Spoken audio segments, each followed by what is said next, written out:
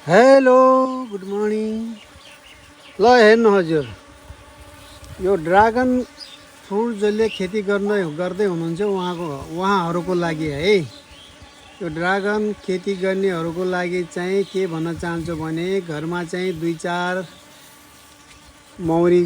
चार घार मौरीको हुनुपर्छ है। मौरीको घार भएन भने चाहिँ यसले चाहिँ यो फुललाई चाहिँ पोलिनेसन गर्न चाहिँ गाह्रो हुन्छ होइन। यो मौरी भयो भने चाहिँ आफै चाहिँ मौरीहरूले चाहिँ के गर्छ भने परागकणहरूलाई चाहिँ यसमा भएका यी परागकणहरूलाई चाहिँ यो पोथी फुल हुन्छ नि, यो पोथी फुल चाहिँ अलि लामो हुन्छ कि, यसमा भाले र पोथी दुइटा हुन्छ है एउटै फुलमा। यो भाले फुलहरू चाहिँ अलि भित्रतिर सानो सानो छ होइन कणहरू, अनि यहाँ माथि चाहिँ यो ठुलो अलि अगाडि आएको चाहिँ यो पोथी हो है, पोथी फुल हो।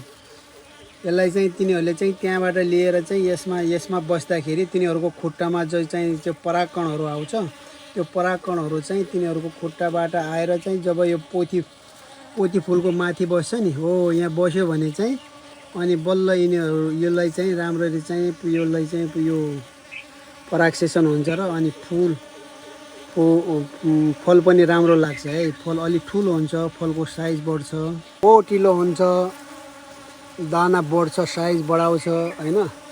अनि यो ह्यान्ड पोलिनेसन गर्नुभन्दा यो मौरी छ भने मजाले मौरीले गर्छ है।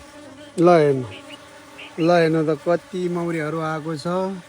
अब मेरो घरमा चाहिँ है दुई चार घार मौरीको छ, त्यो भएर मलाई चाहिँ सजिलो भएको छ है। यो ह्यान्ड पोलिनेसन गर्नु पर्दैन, यिनीहरूले आफै राति फुल्छ फुल, बिहान मौरीहरू आएर मजाले परागसेसन गर्छ है।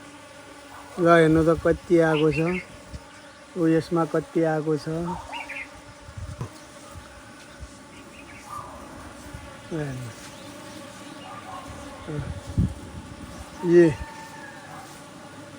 ल हेर्नु त यो चाहिँ यो सिजनको चौथो लट चाहिँ फुलिरहेछ।